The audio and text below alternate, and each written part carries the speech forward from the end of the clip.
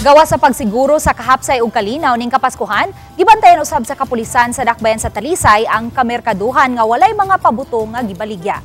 Kini ilabi na kay wa pa executive order ang dakbayan nga nag-designate og firecracker zone sa Talisay City. Sa sunod semana sa ulugon na ang Pasko diin usa sa naandan nga paagi sa pagsugat sa Pasko mao ang pagpabuto.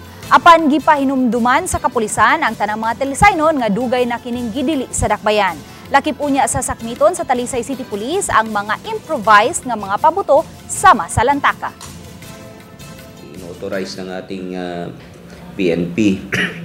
So yung kadalasan yung authorize nila yung mga fireworks po. Yung mga about diyan sa mga yung mga labintador ba yun? Delikado man na kasi yung pag-ignite ng medyo may risk talaga po yun.